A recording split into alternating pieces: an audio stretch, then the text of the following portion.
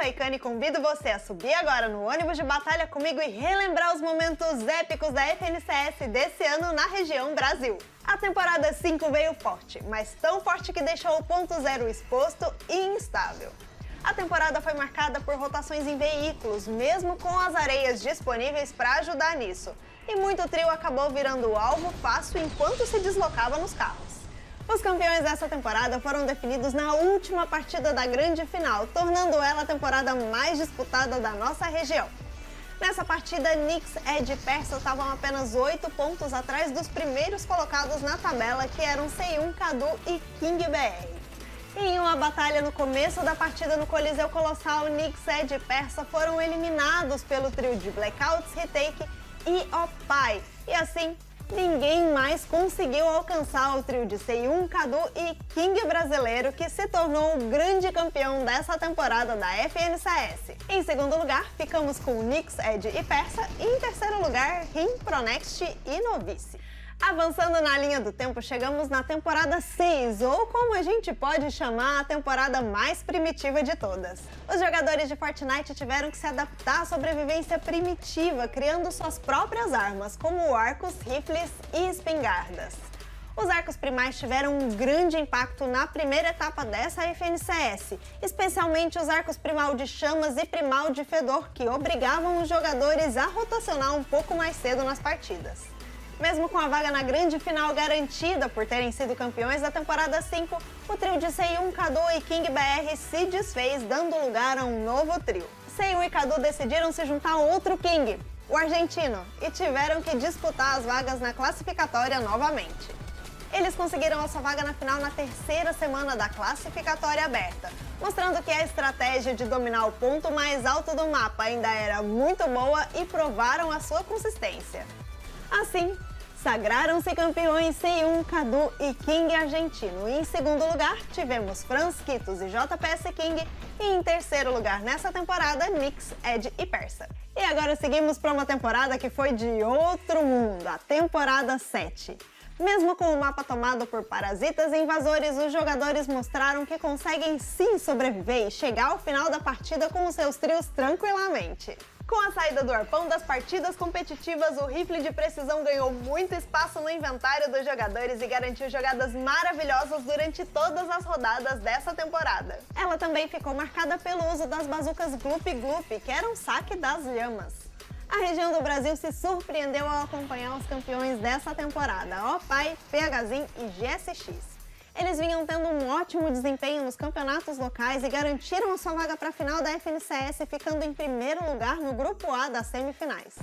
Durante todo o torneio, a grande característica desse trio foi escolher não cair em ponto de interesse específico no mapa, e sim em lugares mais afastados e geralmente separados.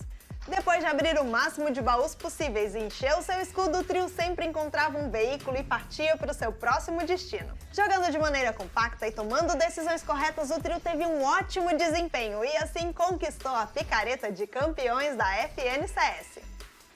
O segundo lugar ficou com Frosty, Kurtz e Red Lee, e o terceiro com Origins, Cadu e Nix. Ai ai, só de lembrar desses momentos já bate uma saudade, né? Tantos nomes já conhecidos, tantos trios diferentes que apareceram. Será que nessa Grand Royale os capitães vão apostar na mesma formação?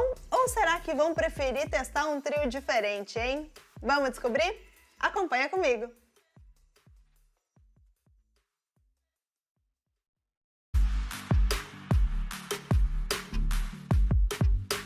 What's up, Fortnite fam? Sundown here, and we're gonna dive down under to see what happened in OCE during the 2021 FNCS seasons.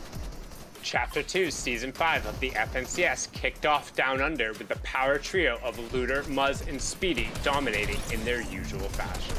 The Sharks in the water down under continued to pressure the entire region with their aggressive playstyle, and the ability to rack up a win as well as eliminations while controlling the high ground enabled them to secure the #1 spot. Overall, they managed to secure 71 eliminations on the way to a 325-point performance that saw them take home the first round of Axes of Champions.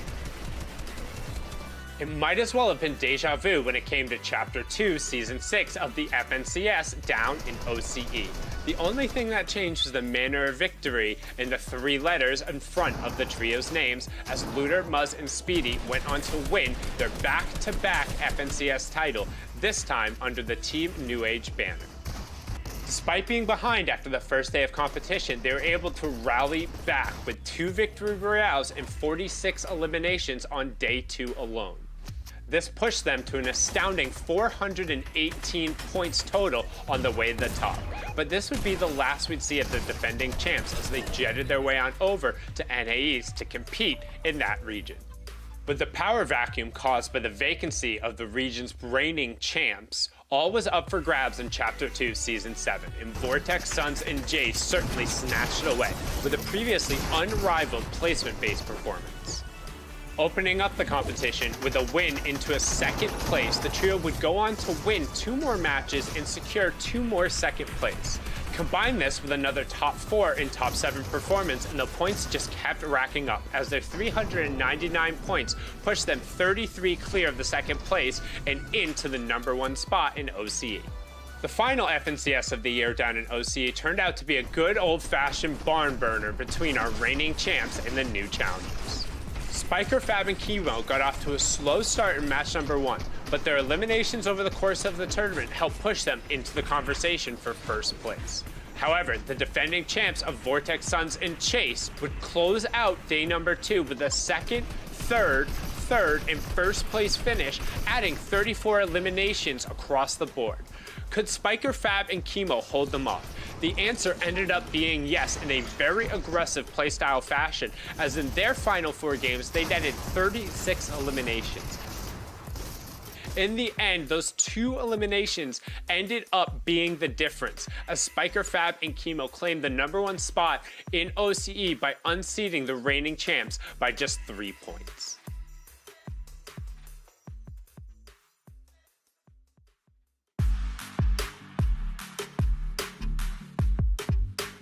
皆さんこんにちは、平岩康介です。FNCS のフォートナイトのシーンを1年見てきましたので、日本のそしてアジアの状況をお伝えしたいと思います。さあということで FNCS のアジアなんですが、今年は大きな動きが一つありました。それがまずロシアの選手たちの台頭です。今まで日本は日本の選手たち、そして韓国の選手たち、ここが戦い合うことが多かったんですが、今年はロシアの選手の活躍が目立ちました。まずは最初の FNCS チャプター2のシーズン5なんですが、ここは最終マッチまでにフラム、マルオ、マーシーのチームの3つがビクトリーロイヤルを獲得していましたが、クレイジーラクーンのトリオの安定感が素晴らしく、最後は勝ち切るというような展開になりました。ここには皆さんご存知ナエトル、アリス、そしてクジャクがいます。クジャク選手は FNCS のインビテーショナルグランドファイナルズのアジアでソロで優勝した経験も持つ経験豊かな選手たちです。でここでしっかりと、FNCS チャンピオンシップトリオではこの3人初優勝となりました。一番最初の年初にチャンピオンアックスを手にするというクレイジーラクーンの3人が素晴らしい戦いを見せました。続いてチャプター2のシーズン6なんですが、ここでアジアの選手たち、特にロシアの選手たちが活躍します。世界でも有数の安定感の活躍を見せるアレン選手に加えて、フォースとシャモキーという2人のロシアの選手が加わって3人でトリオを組みました。このトリオは最初のゲームで4撃破の勝利で好調なスタートを切りました。1日目は高い順位と、そして撃破のバランスが取れた成績を残してリードを確保しています。2日目には2連続の2位や勝利と立て続けに好成績を収めて圧倒的な1位でそのまま勝ち切るというような展開になりました。ロシアのプレイヤーがアジアで優勝するっていうのは初めての出来事だったんですが、とにかくハイグラウンドを取りに行く、日本では結構ローグラウンドで戦う選手たちも多いんですが、ハイグラウンドを取りに行く、そんな動きが目立ってそのまま勝ち切るというような一勝となっています。そして続いてのチャプター2のシーズン7、ここはアジア地域ではよくある、2チームのねデッドヒートではなくて結構多くのチーム4チームでの戦いになりました。ここにいたのが歴代最初に今年優勝しているクレイジーラクーンの3人、クジャク、ナエトル、アリスのトリオ、そしてアレン・シャモキーと新メンバーフォースに代わって入ったレイナーのトリオ、ここが優勝争いに加わっていたんですが、それぞれ3位と4位ということで、最後の2ゲームではなかなかいい結果を残せませんでした。この強豪ひしめく中で勝ち切って、優勝を狙おうとしていたのがゲームウィズのレタス、ドキン、そしてブユリル、さらには丸尾、タカちゃん、クローザーのトリオでした。最終ゲームでは丸尾、タカちゃん、クローザーがしっかりと勝ち切りまして、念願のチャンピオンアクスを手にしたという、そんな一戦となっています。そしてシーズン最後の FNCS、先月行われたばかりですが、アジア地域一番ね、最も安定した活躍を見せたスイージー、シャモキ、そしてゾタックス、この3人がタイトルを手にしました。またね、ロシアの選手たちが活躍したということで、本当に今年はロシアの選手たちの活躍が目立った、そんなアジアでの戦い、日本、韓国勢も負けられていないというところなんですが、シーンとしては非常に盛り上がりを見せた、そんな FNCS の1年となりました。それではまたアジアの熱い戦いでお会いできればと思います。グランドロイヤルも楽しんでください。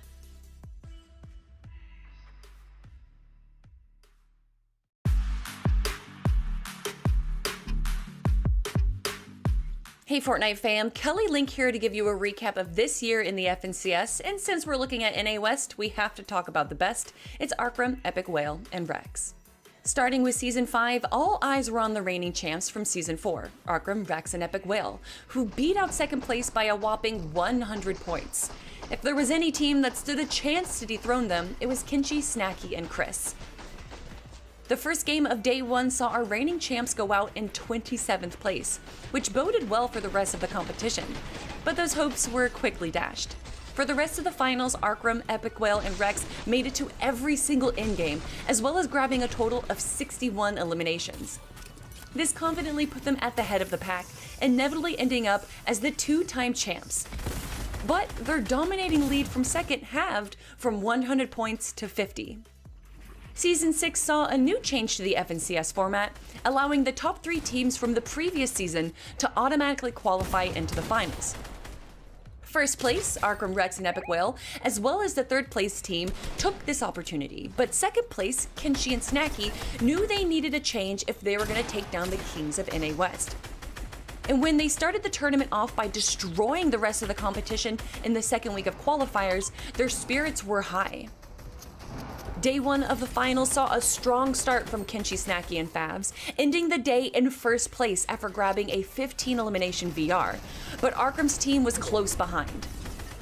Day 2 was looking good for Kinchi and company, even taking another VR in Game 10, but leave it to the Kings to finish the tournament in a dominating fashion, grabbing 2 back-to-back victory royales and claiming the crown once again.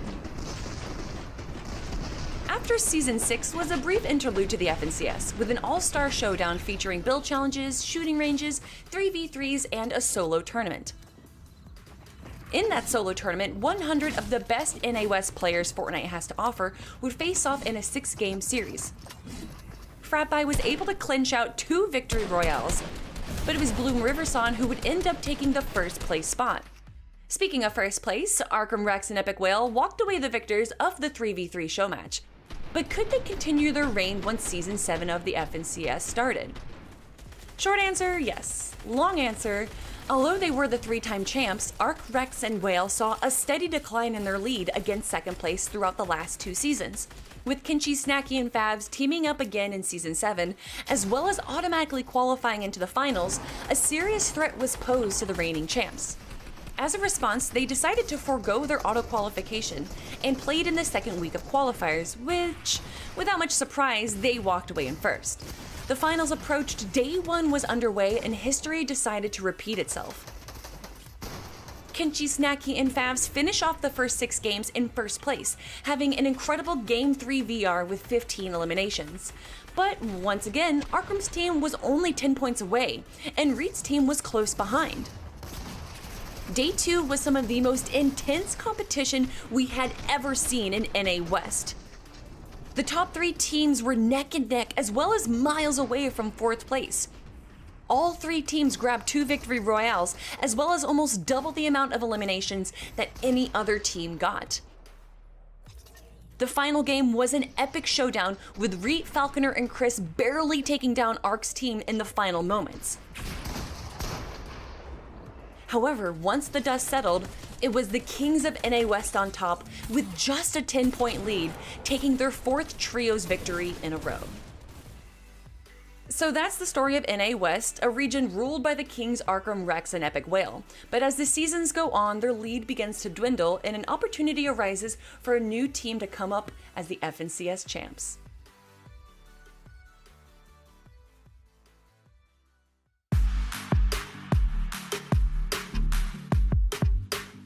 السلام عليكم، معكم رودكس أو أسامة صانع محتوى فريق فالكون اي سبورت والمعلق الرسمي للميدل ايست لعبة فورتنايت. اليوم راح اتكلم عن اهم الاحداث اللي صارت سنة 2021 للإف ان سي اس، وراح يكون ريكاب للميدل ايست باذن الله. الان بتكلم عن اهم الاحداث اللي صارت باول اف ان سي اس لسنة 2021 وقدر منها يجيب المركز الاول اللي هو تريو ديكس فايت فاجنر اي فوركس برو. كانت المنافسة مرة رهيبة صراحة، وكانت المنافسة مرة حامية. ومين كان المنافس؟ كان اقرب منافس لهم اللي هو تيم فانتوم وكوكي ونال، وكان الفرق مرة قريب صراحة. استمتعنا بالجراند فاينل وكيف كانت المنافسة بينهم وكيف كان فرق النقاط مرة قريب. صراحة استحقوها تيم ديكس فايت، وكانوا برضه يستحقون تيم فانتوم، لكن عاد هذه النهاية وقدروا منها يجيبون المركز الأول اللي هو تريو فاجنر وديكس فايت واي فوركس برو. كانت هذه الأول مرة أو الأول سنة أو الأول نهاية بالإف ان سي اس أو الأول نهاية بالجراند فاينل إف ان سي اس قدروا يجيبون فيه المركز الأول اللي هم تريو فاجنر ديكس فايت واي فوركس برو. السيزون هذا او السيزون الثاني راح اتكلم عن تريو فانتوم وكوكي ونايل. السيزون اللي قبله قدروا يجيبون المركز الثاني وكانت المنافسه مره قريبه مع تيم اي فوركس ديكس فايت وفاجنر، لكن السيزون هذا او السيزون اللي بعده قدروا يجيبون المركز الاول بكل استحقاق وجداره. صراحه كان من اكثر الاتيام مرشحه وقدروا منها يجيبون المركز الاول بالجراند فاينل. لا ازيدكم برضو ان بالهيتات قدروا يجيبون 30 كل ومنها او اكثر من 30 كل بين اسماء كثير كبيره، ومنها قدروا يتاهلون منها للجراند فاينل وقدروا يجيبون منها المركز الاول. صراحه قدموا اداء مره مجنون، لكن من كل المنافسه المره كان تقريبا اقوى تريو كان موجود بوقتها بالسيزون اللي هو تريو سريانو ومودسك وكاي. كان الفرق 10 نقاط بس بينهم، فكانت منافسه بينهم مره رهيبه. كان سيزون عجيب رهيب، مرة استمتعت بكل تفاصيل السيزون صراحة، لكن كانوا المنافسين شوي أقل عكس السيزونات اللي راحت أو اللي بعدها كانت. نتكلم عن السيزون رقم 3 بسنة 2021 للإف ان سي اس تريو. صراحة ما كان عندنا أي بطل جديد كالعادة، المرة الثانية يكررونها اللي هو تريو اي فوركس برو ديكس فايت وفاجنر قدروا منها يجيبون 2 اكس اف ان سي اس تشامبيون. صراحة تريو كان وقتها بأداء قدم أداء مرة ممتاز صراحة، قدموا شيء مرة خرافي. وكان مين المنافس المرة اللي هو تريو نمح وريف وسنو. بس بكل صراحة تريو اي فوركس برو صراحة المرة الثانية قدروا منها يجيبون الاف ان سي اس المرة الثانية، وكان وقتها ادائهم مرة مجنون وقدروا يحسمون الجراند فاينل من الجيم ما قبل الاخير. صراحة مع اخر جيم دخلوا الجيم الاخير وهم ضامنين بنسبة 90% انهم هم المركز الاول. صراحة قدموا اداء مرة خرافي وكانوا يستحقونها بكل صراحة.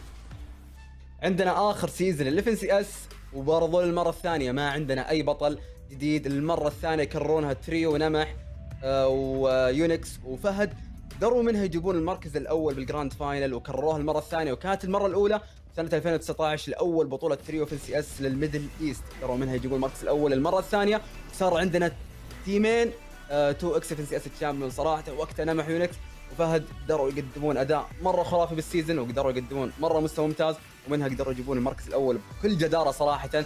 لكن مين كان عنده المركز الثاني؟ كان عندنا اللي هو تريو سنويكا أدابتر ورايد. وقتها قدموا أداء مرة مجنون بالسيزون وبدأوا حتى بالكشكبات، وكان برضو من الأيام المرشح أنه ممكن تطلع بالمركز الأول صراحة، لكن نمح ويونكس فهد المرة الثانية قدروا ياخذونها. كان معاكم رودكس، وكان هذا ريكاب للميدل ايست. صراحة مرة متحمس الجراند رويال، وبإذن الله نشوف منافسة ممتعة، خصوصا السيزون هذا عندنا أيام مرة كثير تنافس، ممكن إلى 10 إلى 8 أيام منافسة ممكن تكون مرشحة للمركز الأول بالجراند رويال. ومرة متحمس نشوفكم بإذن الله، وإن شاء الله نشوف أداء مرة ممتع من اللاعبين، وكل التوفيق بإذن الله للجميع.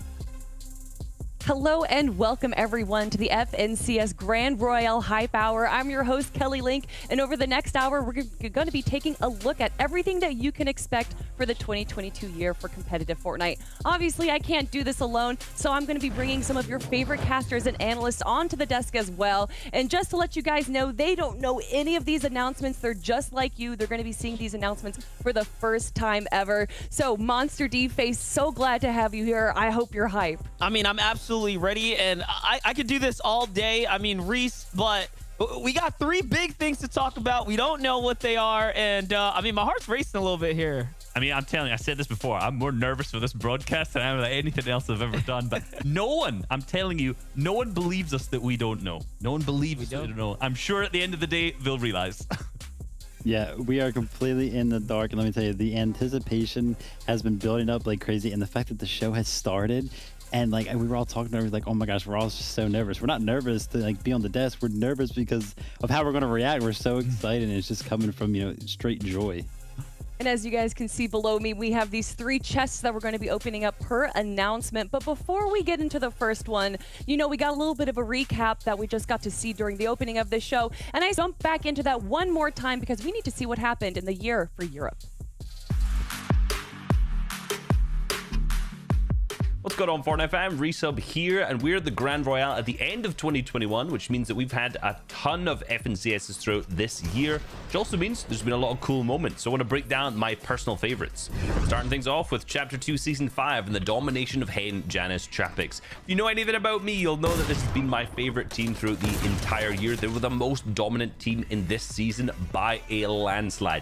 Any tournament they played, they placed in the top 5, which is, I honestly don't think there's any other team that has managed to get that form of accolade. When it came to the FNCS finals, the final game was down between them, Thomas Flickanas, and Fadil, Noah, Rayleigh, and Reason. They actually ended up getting into an engagement with Fadil's team in the third zone, which was third-partied by a headshot snipe, eliminating them from the tournament and stopping them from winning. And then we all know how that final game went. We saw Hen Janice Chapix pick up the victory royale with 9 eliminations in a steamy stack endgame, and for them to win the tournament and the final game was beautiful after clearly being the best team that season.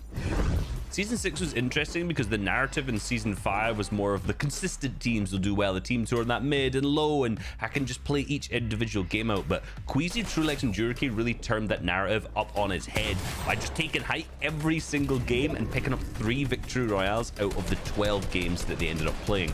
It seemed like any time any other team was going for height, be it in like 5th zone, 6th, 7th, any time after that, they just had an understanding of how to get them off of it and how to retake it and claim it for themselves. And honestly, they were so far ahead of the rest of the lobby in understanding height takes. And since this was the no mobility meta, meaning they didn't have any launch pads, it meant that retaking high ground from them was extremely difficult. So once they got it, they managed to stay up there and just dominate the rest of the lobby.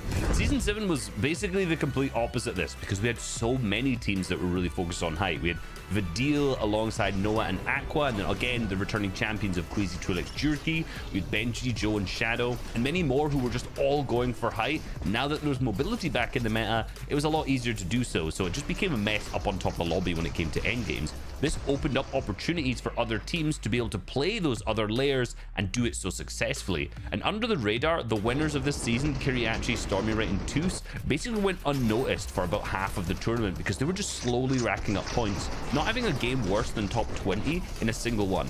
Now, when it came to the final match, you'll notice a lot of my favorite moments are just final matches of finals. The difference between them in first and the team in 7th was 24 points. So any of the team could have picked up a victory royale with a bunch of eliminations and managed to win or just drastically move up. And of course, in the final game, the top 10 was stacked chock-a-block with these teams, but the team that came out on top was obviously Kiriachi, Stormeret, and Toos to win them the entire tournament.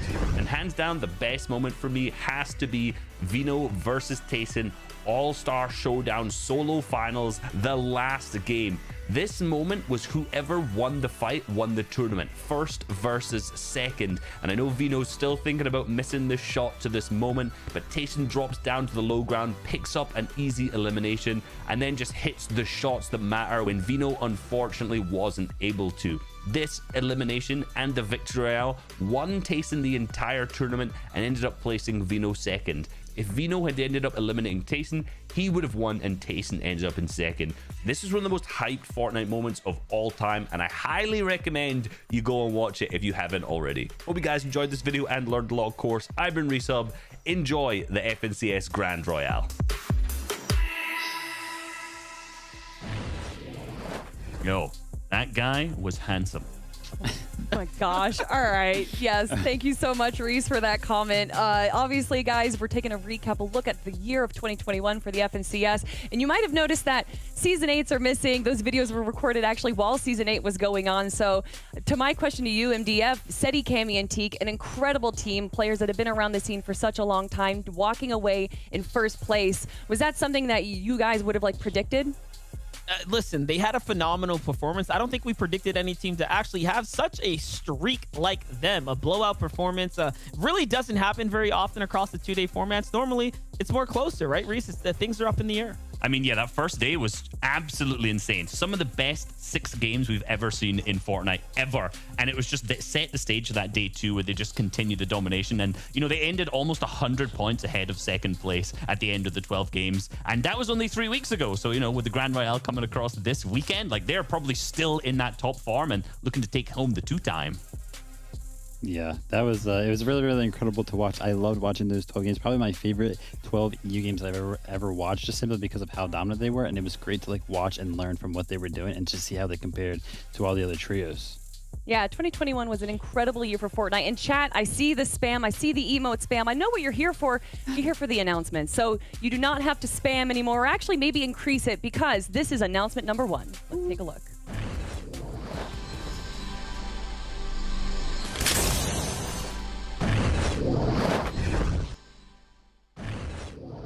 What's up, Fortnite fam? Zeke here. I'm really excited to share a couple of updates on Fortnite Competitive with you today. Before we get started, I wanted to take a few seconds to reflect on this year. In 2021 to date, we've had millions of unique participants across all tournaments. In total this year, so far, all of you have played in over 100 different named tournaments across over 1,000 different tournament sessions.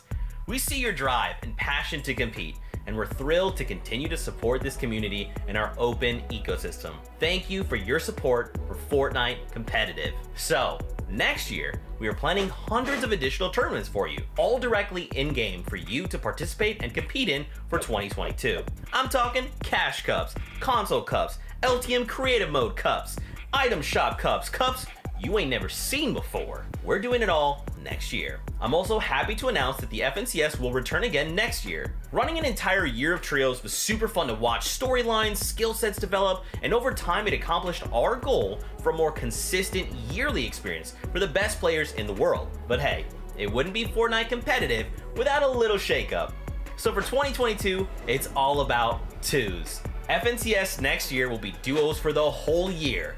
You can expect to drop into the first FNCS next year in February. We wanted to announce this super early today so you had plenty of time to find your perfect duo partner before we kick off the next year. So there you have it, everyone. Hundreds of new tournaments coming, but probably more importantly, it's going to be duos all next year, 2022. MDF, first thoughts off of that announcement. Listen, I feel like I could just a relief of pressure. I wanted a different game mode. I love solos and duos. I'm going to be back making content 1,000% now, because now I'm motivated. I wanted duos. Duos is my favorite game mode, straight up. I love duos as a special place in my heart, but I love duos, straight up. There's such a good display of individual skill from each of the players, which Fortnite really, really needs, and it's fantastic. But you also get those elements of teamwork again with trios at the same time. I love both of them, but look, I'm happy for duos. Oh, so excited for duos. That's absolutely awesome. And I love the fact that we're doing another year of the same game mode, because as Zeke had mentioned in that little snippet there, it was very, very healthy for the scene. We saw a lot of consistency. We saw some storylines grow. We saw a whole bunch of trios switch up and everything like that, and that made it just so much more enjoyable. So the fact that we're going to have duos for all of 2022 is very, very exciting. I mean, throughout 2021, we already saw so many roster changes, so many teams switching up, and I can only imagine that these players are going to be looking to a lot of others, seeing who's going to be their duo partner. With that being said, I actually want to talk to one of our pro players, an international player, if you will. We're going to be bringing Muzz on, who just recently won the Season 8 North American East FNCS tournament. Muzz, how you doing, man? Hey, what's up? I'm good. How are you?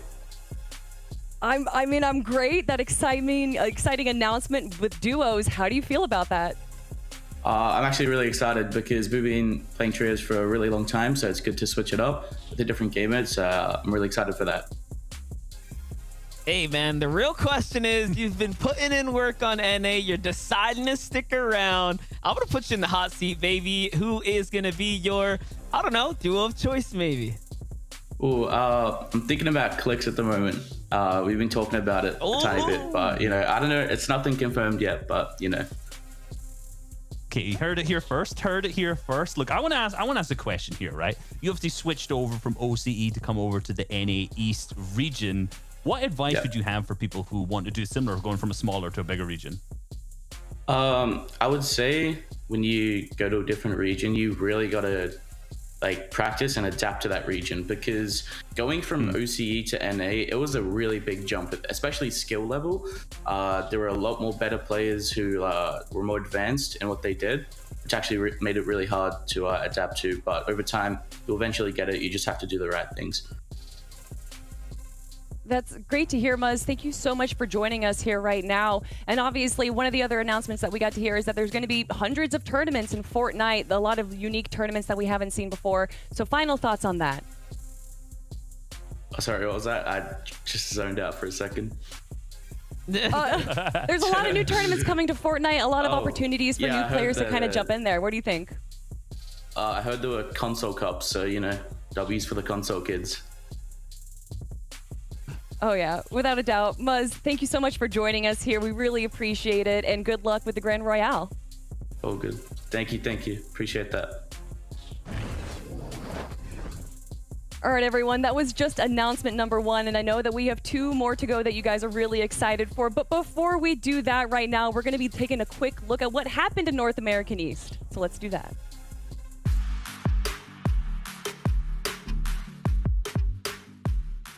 What's going on, Fortnite fam? It's your boy Zeke, and we're going to take a look back at some of my favorite moments from NA East in 2021. Let's go all the way back to Chapter 2, Season 5. NA East was a battleground. One of the biggest stories at the time was a Titan coming out of retirement and returning to competitive, Zate. Paired up with Saf and Stretch, the big 3 were back. They were always contested, and rightfully so, being a trio that could easily control a game if they were allowed to. This back and forth made it so they didn't auto-qualify to finals and were pushed to semifinals. Once again, they missed qualification and would be heading into the reboot round as the last chance to make it to finals. Though we were all worried about them, they knew exactly what they were doing and went on to win a game in the reboot round to secure a seat on the bus. It wouldn't be a finals without Zate, Saf, and Stretch. Legendary. Next, I wanted to talk about Day, Miro, and Reverse 2K. Anytime this trio is on the battle bus, they always impact the lobby as a whole. Day and Miro have always been this incredible duo with a ton of stopping power, forcing fights that are always in their favor and taking advantage of the smallest mistakes someone could make and turning that into more resources to propel them forward. You pair them up with a veteran like Reverse 2K, who's been playing since all the way back in the summer skirmish days, and you've got a truly ridiculous trio that can flip a game on its head. In Chapter 2 Season 4, they won their first title of FNCS Champions and finally got their hands on the Axe of Champions. However, in Chapter 2 Season 5, they were back to defend their title, but placed 6th overall. But in Chapter 2 Season 6, they came back more determined than ever and secured themselves another first place, making them the first players in NA East with multiple FNCS championship titles this year. Chapter 2 Season 7 was chaos. In the finals, there were so many teams trading places on the leaderboards. Every game, there was a different trio putting up huge numbers. So many of the trios we're used to seeing were getting Victory Royales. Commandment, Scented, Edgy, Saf, Kanata, Stretch, Slacks, Acorn, and Jock. But there was another team that was walking into that last game in first place: Dukes, Justice, and User. This trio had certainly been the dark horse of the competition. They didn't snag an auto-qual spot, so they had to battle it out in semifinals, but made a statement, coming in first place in semifinals. They wanted everyone around them to know they were here for a champion's title. The last game starts, the calm before the storm. Dukes, Justice, and User send it all the way into top 20, top 15, confidence on another level. And with 11 players left, they take it to height and close out the game. They showed that anyone can win. All it takes is hard work, patience, and dedication. They close out the competition with a victory royale and their first ever FNCS Champions title. And finally, on a more personal note, I think the first half of my favorite parts of NA East in 2021 was actually getting to work alongside Vivid, a player turned analyst. In Chapter 2 Season 8 came probably my favorite moment with him ever, where he was unintentionally dressed as The Rock. I just remember thinking in that moment, wait, is he dressed like The Rock? And the more I thought about it, the funnier it was, and I just had to call him on it. Yeah, it's great to be here with you, Adam, and The Rock growing up from childhood. I guess Halloween came early. Woo! All right, I just noticed that. I'm so sorry, Vivid, that you did this. I didn't do this. This means the second half of my favorite part is working alongside Adam. It's been a true honor to work with these two in NA East. And honestly, it wouldn't be possible at all without you, Fortnite fam, because of your love for the game. You've allowed me to work with some incredible people. You've allowed us to share in the excitement of these stories. And you've come along with us for all the memes. What more could we ask for? I hope you've enjoyed this walk down memory lane. Thanks, NA East, for always living up to the hype. Until next time, Fortnite fam, we'll see you guys on the battle bus.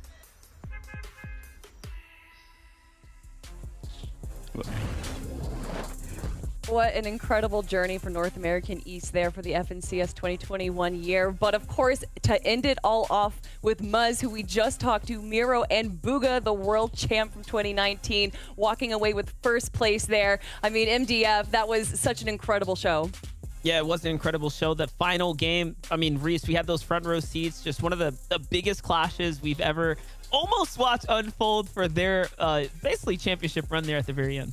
As much as it tested the players, it tested me and you and our ability to cast in the moment, because that was some of the most hyped 25-minute last game of an FNCS I've ever seen. And obviously, we ended up seeing Miro, Muzz, and Booga come out on top, which is just a fantastic story all around. Yeah, I mean, Season 8 was absolutely fantastic. I love the switch up of the trios. Obviously, we had the huge break of Edgy, Scented, and Commandment, which was like a huge ripple in the storyline there. And to note also, you know, I guess announcements weren't the only thing that I was like being surprised by today. That was actually the first time I saw that recap too. So, hey, thanks for throwing that in there, Zeke. Yeah, you were missing the chain right now. But oh, man. Wait, NDF? Hey, what's up, Fortnite fam? It's your favorite commentator, Monster D-Face, back with another Fortnite Hype Hour announcement. It's great to be here, everybody. Zeke, not right now. He already saw through my disguise. Yes, I know it's me. Hey, guys. How's it going? I always have to be here. You know, I'm always here in spirit. I'm never too far away. What do you guys think? First announcement, was that pretty dope? Also, Vivid, I love you, brother. I gotta love you. I'm happy you like that. Zeke, not right now. Not right now. Just let me come back later for like a one small little thing. Just like a super tiny thing. Nothing. I'll think about it. Okay. All right. That's fair. All right. Keep the show going then. All right. Thank you so much, Zeke, for passing that back on to me. Everyone, we've been having a lot of fun showing you guys some announcements. We've shown you one announcement as well as some recaps, but we also wanted to have a little fun with our players, so we've sent some challenges to them. And the first challenge we're going to be looking at is from our North American East players to see how their reaction timing is. So let's take a look.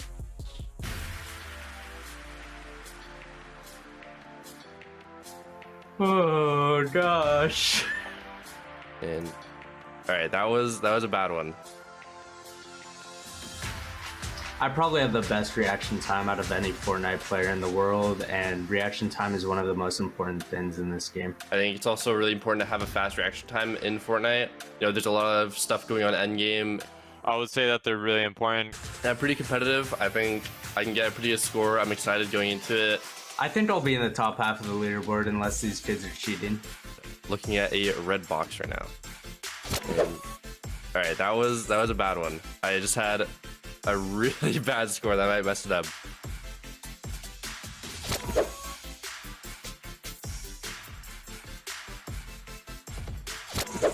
All right, 177. That should hopefully bring up my average.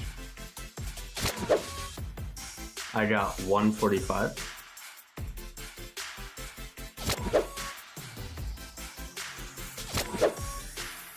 I wrote 160.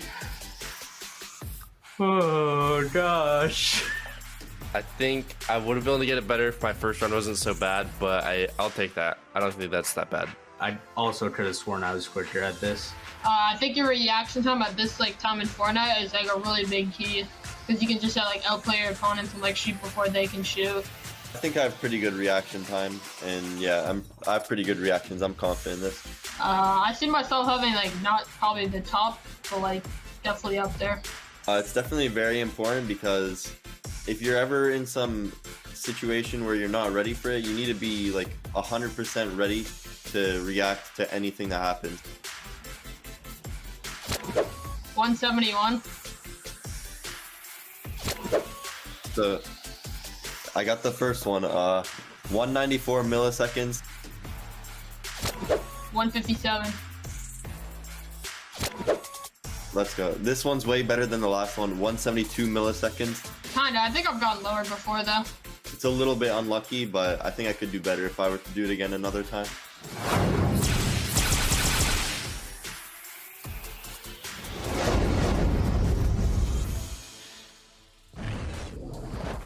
All right, testing some of our NA East players there. Reaction time 157 though, a pretty good performance from Saf MDF. How do you think you would have done if you did it? I mean, I'm jealous. The man just got his eyes all fixed up now, no glasses. He's out here hitting the fastest MS. I don't know, man. I'm contemplating getting my eyes fixed at this point. Yeah, I think my reaction time's about 12 seconds. So, I mean, for them to get Zap on 145 on that first one, he's fast with the edgy. Come on, man. In the mid 200s, you're one of the best players, you know? Yeah, I mean, those tests were always pretty hard for me. But I think if we were to think of one player that would definitely nail it the most, it'd probably be Mitra, right? The best pre-fire in the game. Yeah.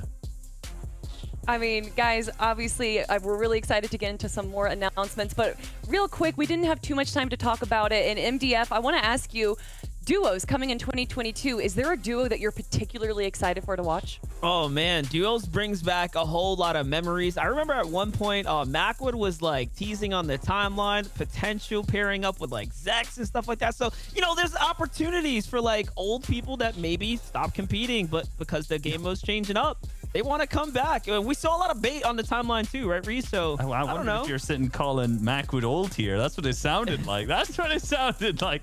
But no, I think for me, I'm trying to think back in the EU players in particular. I'm not sure what the duos would be, but guys that have been successful. I was going to say they were crazy in particular in the warm-up back in FCS Champ 2 Season 2. But if I'm looking back and I'm thinking, I want to see who Tayson teams up with. I want to see Noah, Badil, Reason. There's so many big names out there in EU that I just want to see who they pair up with. Yeah, and a lot of those floating names around on the NA East region as well, right? Some people that have been switching trios every single season. We always talk about Kanada. Now, the question gets thrown up in the air, who is Saf going to do it? We don't even know if Zayd's going to be playing, anything like that. So a lot of things that can happen in the scene, and a lot of baiting on the TL, as they mentioned. Oh yeah, I'm so excited also for NA West. We've already seen so many teams kind of Frankenstein together, so to see who's going to end up being the top duo. Really excited for that 2022. But guys, that was just the first announcement. And you know what? I think it's time for announcement number 2. So let's take a look.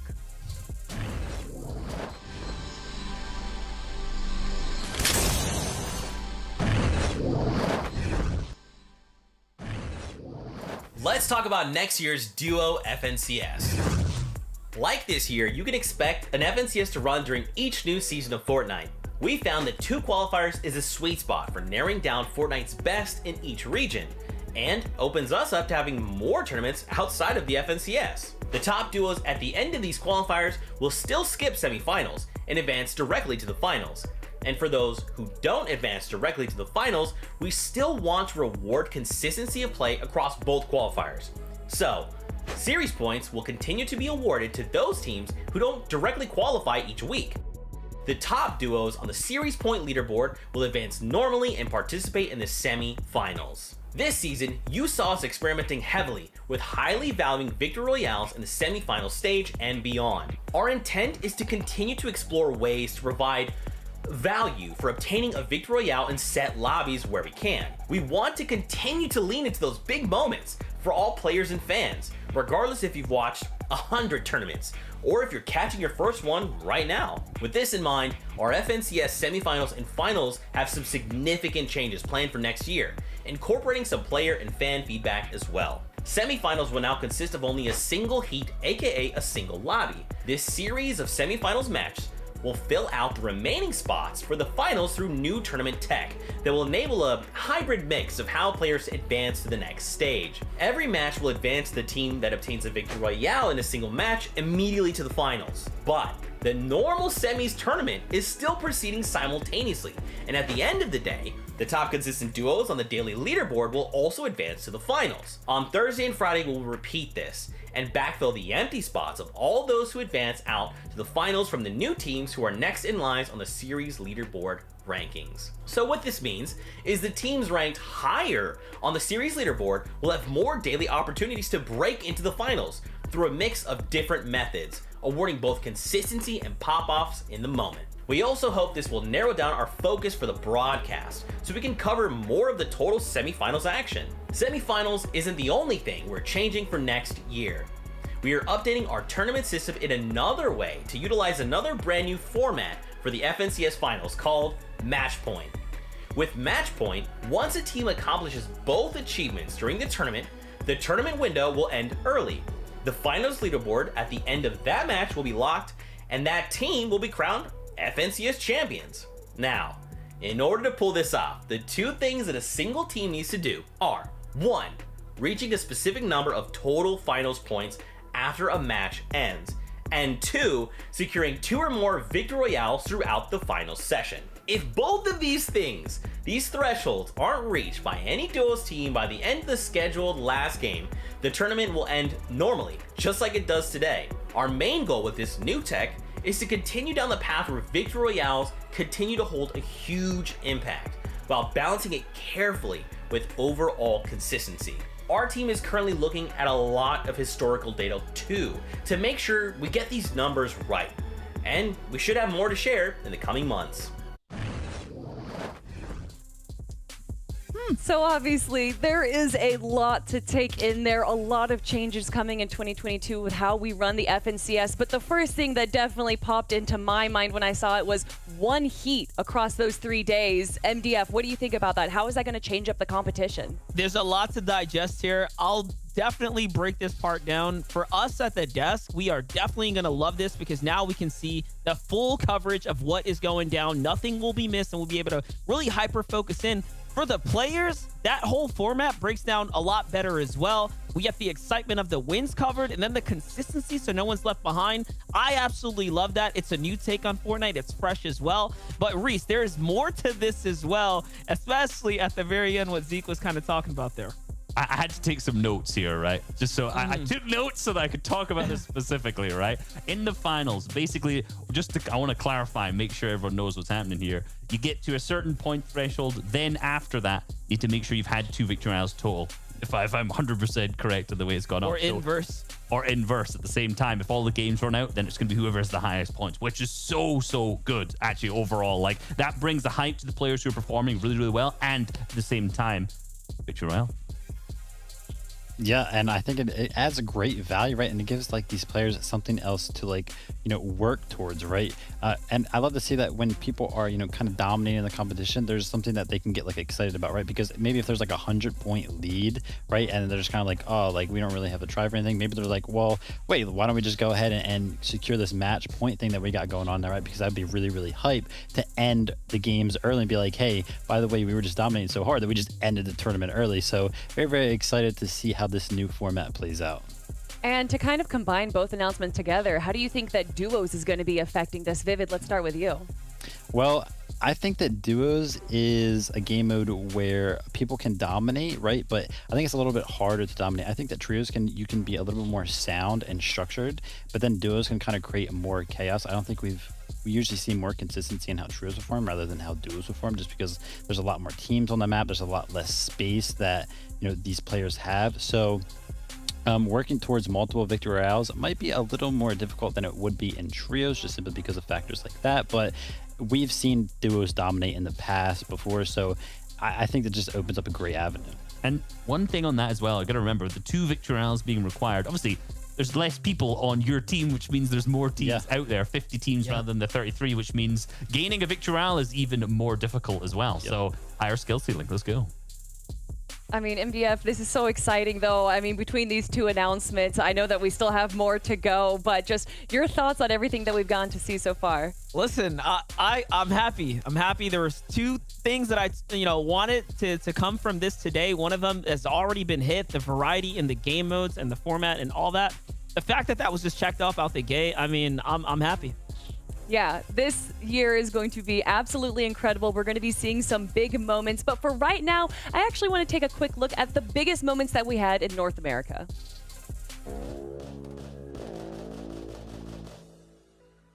All right, clip 1. Let me see it. So this is a 1v1v1v1v1. Interesting. He gets the height easily. That's what I would do. 1v1 situation. The Chud Cannon.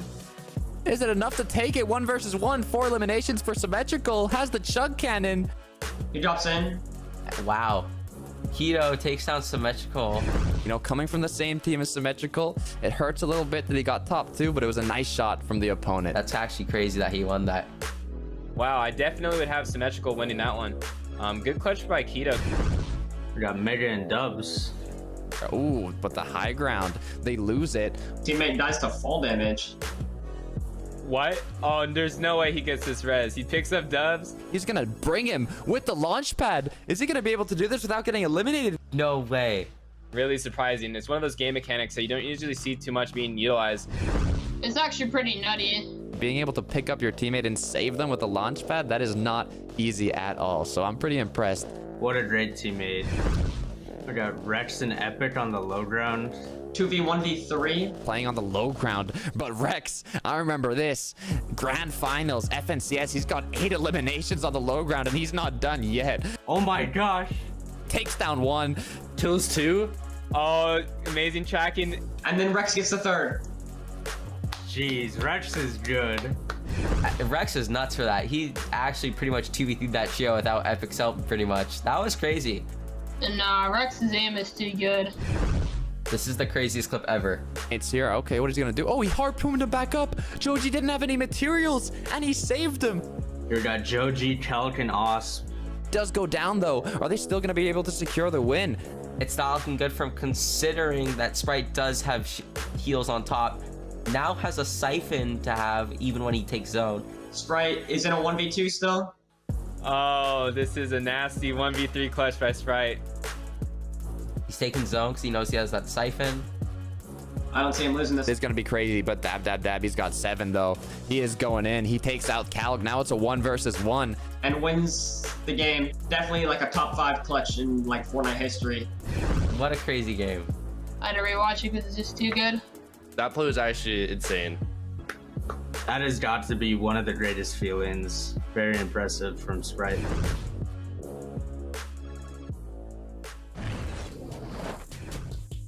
Some incredible moments there for the North American region, and you guys might have noticed that Reese has been swapped out. We have Shayo Wager here now joining us. Shayo, I have to get your thoughts on those first 2 announcements because we haven't been able to hear from you yet. Listen, I'm seeing red, and it's not rage, it's all love for those first 2 duos, and the format looks exciting from semis all the way to that match point, which I've just been wanting for so many years now, so it's all happiness for me, Kelly.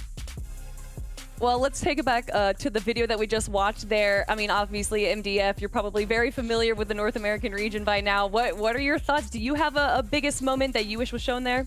I wouldn't say that there was anything that was left out because the Sprite clutch was absolutely by far like the biggest clip of the year. I think it also just like it has wings. It took off on Twitter. It's gone. It's flying.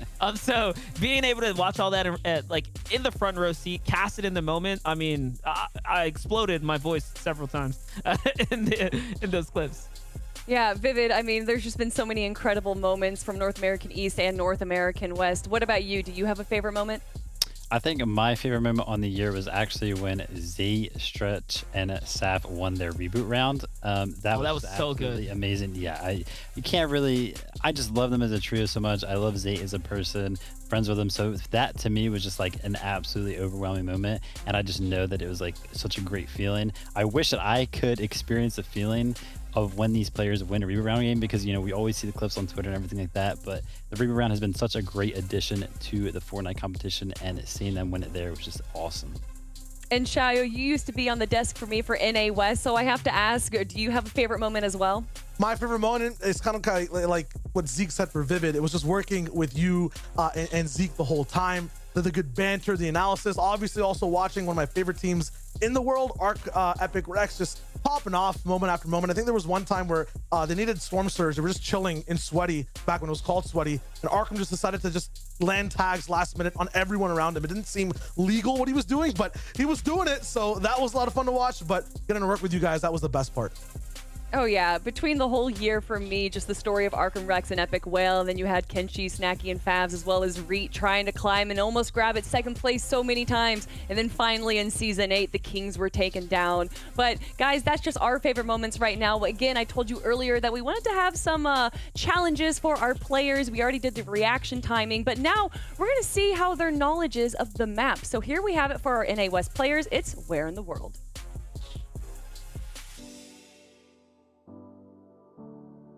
Let's go. Let's get it. I play around 8 hours a day, so I mean, hopefully with that much time, I should know where it is. But I don't want to get ahead of myself. You know, maybe they're gonna give me a little sneaky location on the edge of the map that I've never been to. I know the Fortnite map very well. I think I've played it for so long and I've learned every map, and just you have to know it to be a pro. Yeah, I think I'm gonna do pretty good in this game. Oh, I know this place. This is Boney Burbs. This is my hometown.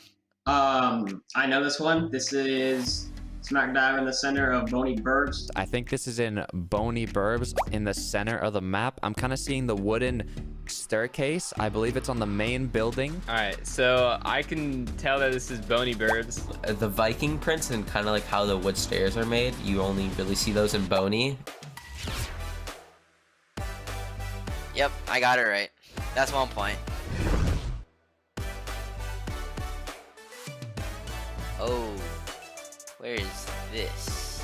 That's the truck at Caddy Corner. Final answer. I've already got it. I've already got it done. There's a speed run now. In Caddy Corner, there is a van with a bathtub on it. There's some pepper boxes inside. And yeah, Caddy Corner. Oh, this is the van from Caddy Corner.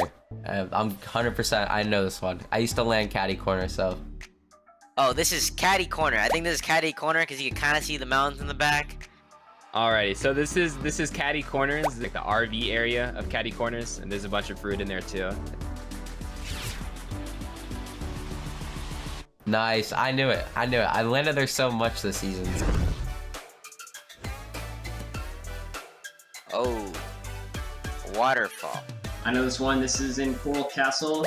The only place on the map with a drastic waterfall change is Coral Castle. Oh, that's the waterfall at Coral Castle, I believe it's called. This has to be Coral. This has to be the waterfall Coral towards Believer. I think this is Lazy Lake. I'm gonna have to say Lazy Lake here. This isn't Coral Castle.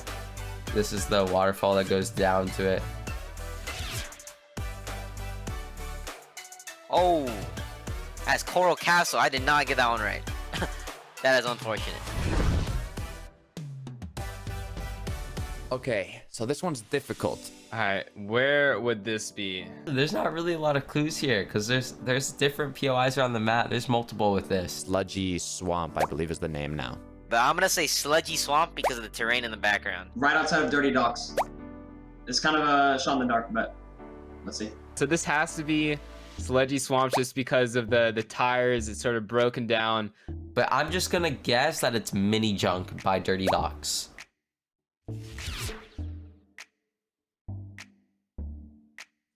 Okay, that one scared me. That one scared me, but we did it. If I get this one wrong, this is gonna be very awkward. Oh, I know this one. This one's Misty Meadows. You can kind of tell because of the roof. This is the clock tower in Misty Meadows. Oh, wait. Nope, this is the clock tower in Craggy Cliffs. This is actually my drop for the Grand Royale, if I'm not mistaken. I believe that's the clock tower at Misty Meadows, and that's where I'm dropping. So, I mean, if you're going Grand Royale, I'll see you in Misty. This is 100% in Craggy Cliffs. It's the super tall building. Yeah, this has to be Craggy Cliffs, Clock Tower. There's another one similar in Misty.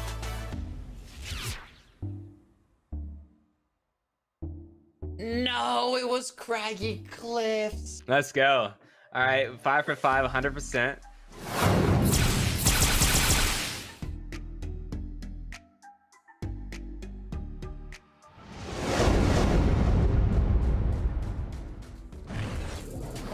Rich Homie Quinn with a 5 out of 5. Great job there. Although I do love Takata saying that this is my drop spot for Grand Royale. I clearly know what this is and was wrong. But MDF, how do you think you would have done on that? Listen, Takata, first of all, word for you, my friend. You're a caster. You're supposed to know every drop. And not only that, you said it was your drop spot and you got it wrong. That's just hilarious. But I think I would have did pretty good. I think I would have got all of those right because I played along with the video. Touch on Takata, like kind of down colossal there in the business, but he'll bring it back hopefully. Grand Royale, maybe his gameplay can speak more than the predictions for where things are, Vivid.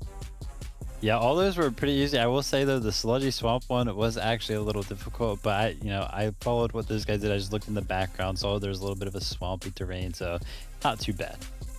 Yeah, no, lots of fun that we're having here. But chat, you guys, you're here for something else. You're here for the third chest to open up, our third announcement of the Hype Hour. So you know what? Let's not wait anymore and let's get right to it.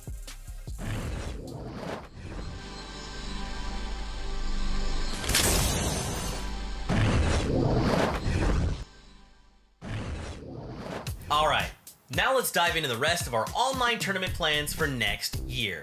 Previously, we featured competition for different skill levels of play, but we had to put that on pause while we worked on other initiatives.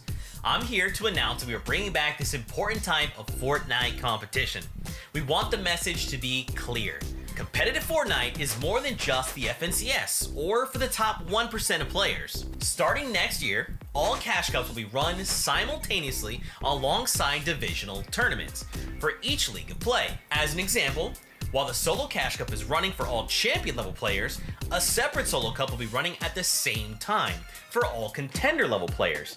And another separate Solo Cup will also be running at the same time for all open level players. As our tournament technology improves, we're also looking to apply this simultaneous divisional play throughout multiple different tournaments throughout a typical week. Now, speaking of Cash Cups, these will now mostly run across 2 rounds next year for increased integrity when cash is on the line. Some more quick good news, we're also looking at bringing back Daily Cups next summer too. We're looking at ways to ensure all these have divisional play as well, in addition to maybe having some tournaments run multiple times in a day to accommodate all players, regardless of what their personal schedules may be. In short, we want to do all the things. We've got more things planned too, from collegiate and high school tournament series to new formats and unique cups to completely new competitive features and surprises later in the year for everyone. Finally, we're excited to include more amazing external tournament organizers, groups, and partners into our weekly calendar of events.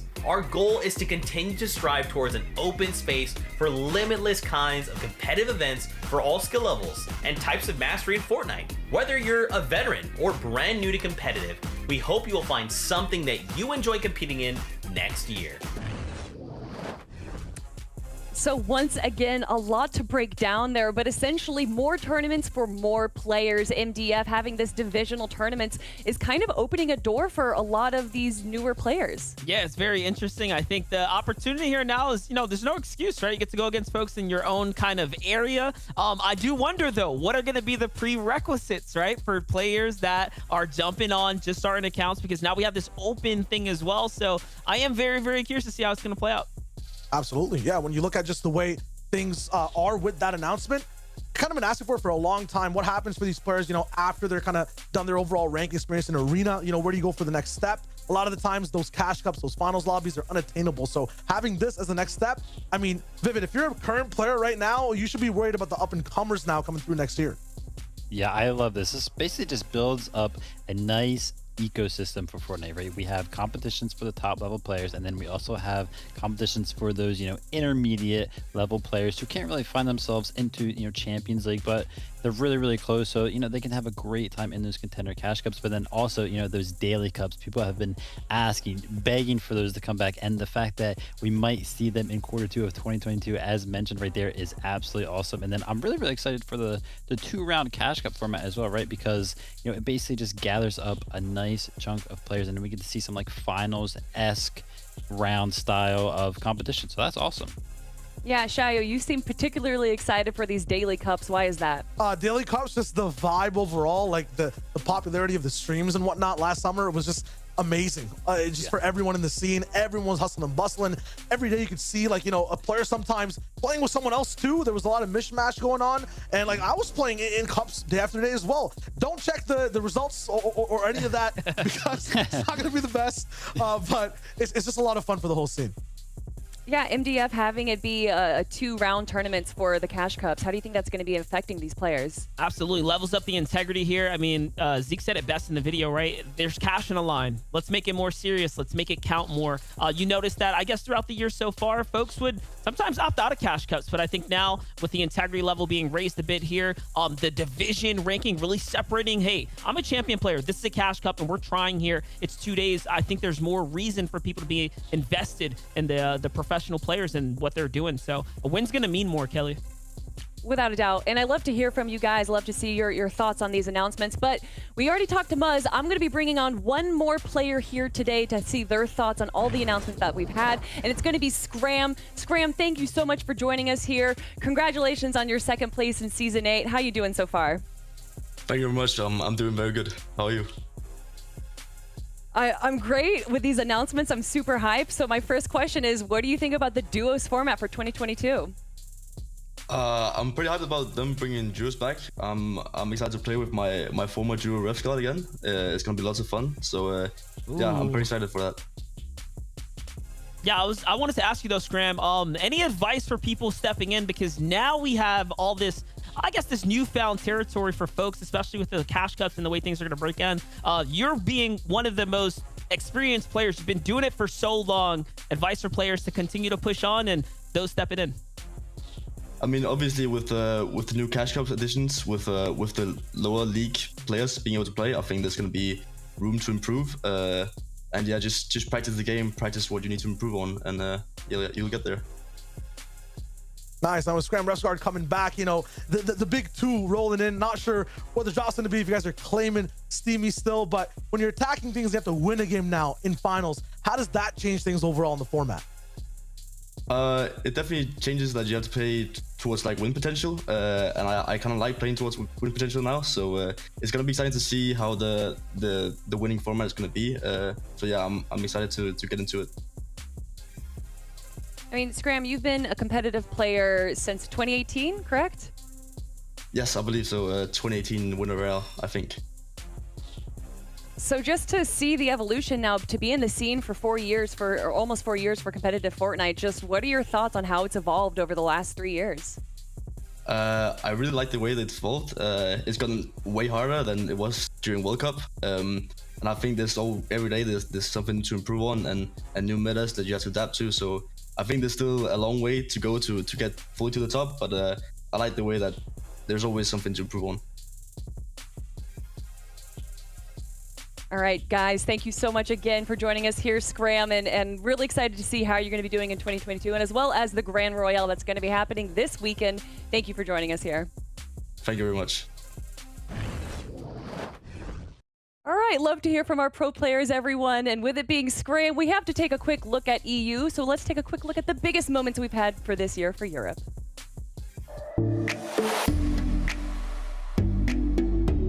Yeah, this was amazing from Tyson. Oh my god. There's no way he wins this 3v1. Or 2v1, I mean. He's just playing it perfect, hitting his shots. Yeah, this was so good. I remember watching this live. He was a bit confused, but he knows amazing clutch here. Oh my god. I knew he was going to win this. It's pretty flawless in my opinion. Oh my god.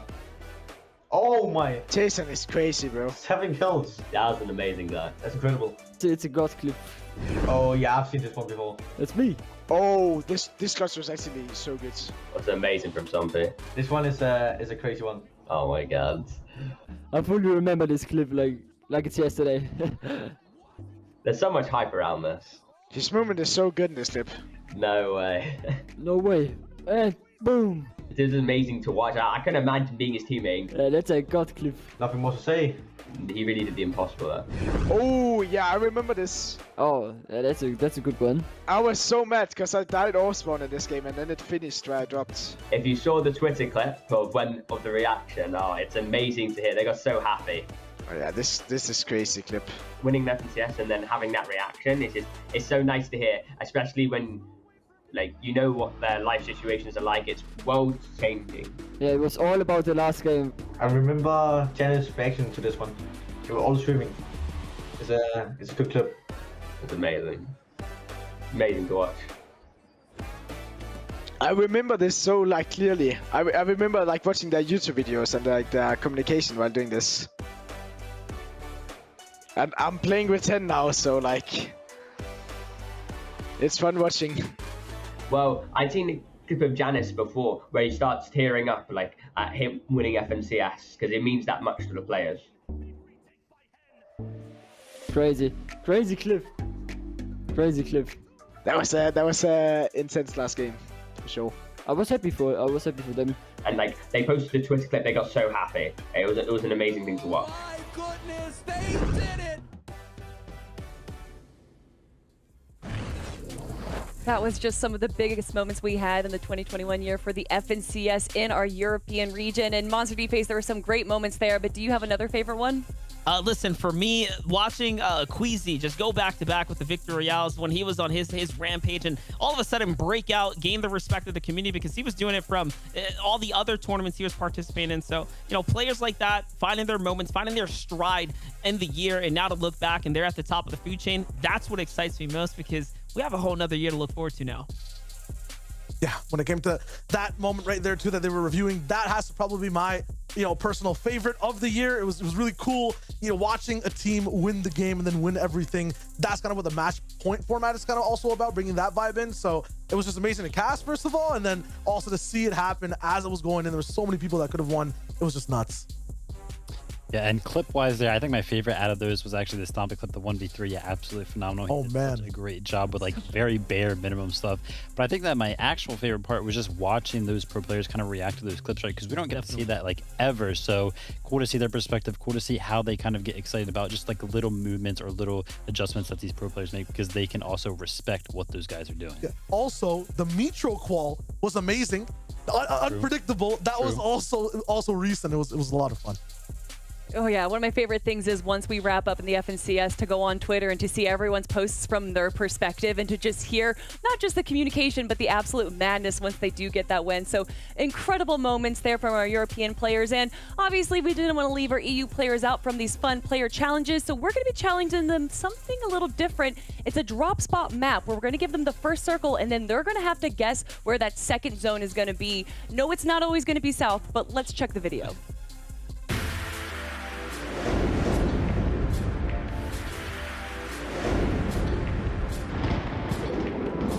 I think the storm will end up top left of the corner. Till by the first zone, it'll be left of the map. Top right of Boney. Because that's where it's likely to fall. Everything else is too ad. Put it on the hill next to Boney Burbs, that's fine, yeah. The hill east from Pleasant, I think. Yeah, that's hill. I think it's gonna finish there, probably. That was not close. Yeah, right. Because I got it wrong. There's no way. Oh no. It's Raps, it's already over! What is that sound pull? Oh my god, what is that? I'm 100% repeat there. If it's not there, I need to watch more games. I'll put Pleasant. Just the middle. Okay, I'm actually going for something interesting. Above Believer's Beach, there's a spire tower.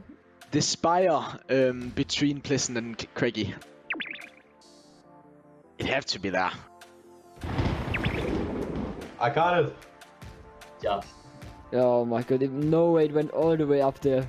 Yeah, but I get a point, but it's... Oh. Oh, no. Oh, God. And it's over. It's over.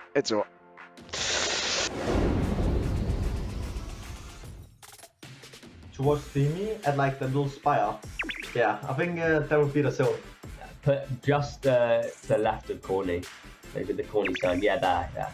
I'm just going for bottom left this time. I'm just the new area, the new cube area in the middle of the map. Yeah, I'm going somewhere here. So you see where all the roads are meeting? Yeah. Now it's just having to pray, cause. Okay. Oh. I got it. Oh, okay. Of course. Not again. That's not bad. Oh yeah, that is not good. Oh, it's okay. We got 2 points. It's not that bad. It could have been worse.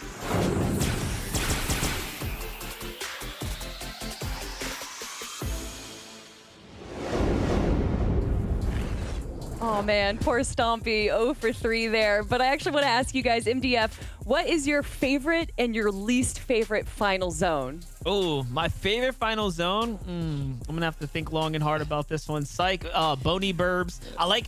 Here's the thing, I like end zones that end in major POIs. I love seeing teams that are scrappy, working through the builds, the wide drone shots. Obviously, I'm a little biased to the actual visual that you gain while you're kind of in the moment. It feels super immersive. My least favorite, probably water zones. It just gets crazy. Players going under the water. I feel people get cheated out sometimes. It can be all over the place. Water zones are pretty tough. Nice. For me personally, I would say a tie between the mountains and Steamy Stacks. I'm an evil man for my favorite. It has to be the best for the spectacle. For the players, it might be kind of tough. Least favorite is anywhere too normal. I don't know why. I just want it to be interesting, strugglesome. I want these guys to earn the championships. My favorite zones have to be the mountain zones. Said no one ever. Mountain zones are terrible. You know, there's a change in elevations. Terrible. But I'd say that my favorite ones usually is some stuff where we have like the cornfields, right? Because it allows those players that kind of find themselves in shambles situations to kind of hide in those little cornfields and kind of make some plays off of that. And it's always usually like flat land. So that's good. I mean, we've had some fun challenges today. Of course, those 3 announcements. Get out of here, Vivid. Mountain zones are great, man. Oh, wait, I'm What's live. up, Zeke? Oh, How you doing? Oh, hey, what's going on, everybody? Great to be here. It's your friend Zeke. Hype Hour was super dope. What'd you guys think? You have a fun time? I'm down. Oh, yeah. Yeah. But Zeke, we've already done our 3 announcements. What are you here for? Well, I guess the Hype Hour is done, so I guess I'm just gonna close out the show. So if you're cool with this, Kelly, I'd like to take over if you're down. All right, go for it, Zeke. All right, cool. You guys, thank you so much for coming on. That wraps up the Hype Hour. We hope you've enjoyed all of the announcements. And look, I know you guys have a lot of questions, but make sure you guys keep it locked on our social channels. It's a great place to keep up to date with all things. Now, before we go, I just want to say one last thing. As the world begins to return to a more normal, whispers of in-person events have been spreading throughout the community. As you guys have probably already seen, we're starting our learning and exploratory phases with select partners and tournament organizers. Our goal is to safely reintroduce in-person events back into the community, but while also being able to pivot as the world makes daily adjustments. Player health and safety is always going to be our top priority when working and considering on any in-person event. We still have our online-only policy in place until we have completed this important evaluation phase. So for right now, all that we ask of you guys, Fortnite fam, is, of course, your patience from you, our partners, as well as we work through this evaluation process and then eventually reintroduce broader and in-return in-person events. I mean, I'm excited for it.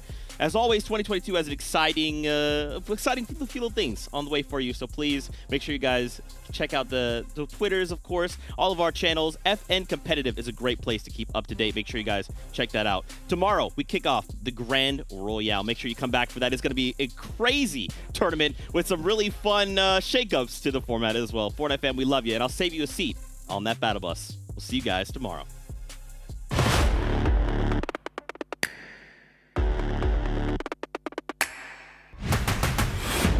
Everything everything matters and everything is on the line. It's about to go down. Gonna get some more tags as the trios are still deadly.